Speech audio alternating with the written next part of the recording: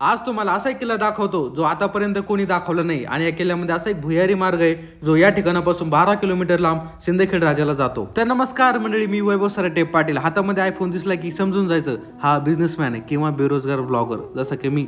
एकदम कमी खर्चामध्ये आम्ही कसं फिरतो चला सांगतो। आजच्या दौऱ्याचं बजेट फक्त 300 रुपये। बघूया कोणत्या ठिकाणी एक्सप्लोर करू शकतो। फिरण्यासाठी जास्त पैसे लागत नाही हो, लागते एक गाडी आणि एक मित्र। आज आम्ही जाते सिंदखेड राजाजवळ आडगाव राजे गाव आहे, तिथे एक यादवकालीन किल्ला आहे जो पाहण्यासारखा आहे। आतापर्यंत तुम्ही कोणत्या व्हिडिओमध्ये तो पाहिला नसेल तर चला मग मी दाखवतो। गप्पा मारत मारत सिंदखेड राजाला कधी पोहोचलो समजत नाही। एका ठिकाणी मिसळपाव आणि आलोडा खाल्ला, गरमागरम चहा घेतली, तिथे 115 रुपये आणि गाडीमध्ये पेट्रोल टाकते 110 रुपयाचं आणि गुगल मॅपच्या भरोश्यावर निघालो आडगाव राजाला जाण्यासाठी। थोड्याच वेळामध्ये या गावामध्ये पोहोचलो। गावाचे एकदम मध्यभागी आहे गडी आणि गडीवर आहे किल्ला। इथे आपले काही फॉलोअर मित्र भेटले ज्यांनी किल्ला दाखवण्यासाठी खूप मदत केली। हा यादवकालीन भुईकोट किल्ला आहे। राजे लखुजीराव जाधव यांचे 16वे वंश आज देखील किल्ल्याच्या परिसरात राहतात। किल्ल्याचा पूर्ण परिसर 16 एकर मध्ये पसरलेला आहे। किल्ल्याच्या चारी बाजून खूप मोठमोठे बुरुज होते पण आज फक्त 2-3 दिसतात। या किल्ल्याच्या आतमध्ये 2-4 अंडरग्राउंड रूम आहे जिथून एक भुयारी मार्ग आहे जो सिंदखेड राजाला जातो। वरच्या भागाला गेल्यावर किल्ल्याचा पूर्ण परिसर दिसतो। नुकता पावसाळा झाला त्यामुळे खूप गवत झालं होतं, त्यामुळे आम्ही किल्ला जास्त फिरू शकलो नाही। तुम्हाला या किल्ल्याबद्दल माहिती होतं का? कमेंट करून नक्की सांगा। आजचा दौरा फक्त 225 रुपयामध्ये पूर्ण झाला, त्यामुळे फॉलो नक्की करा।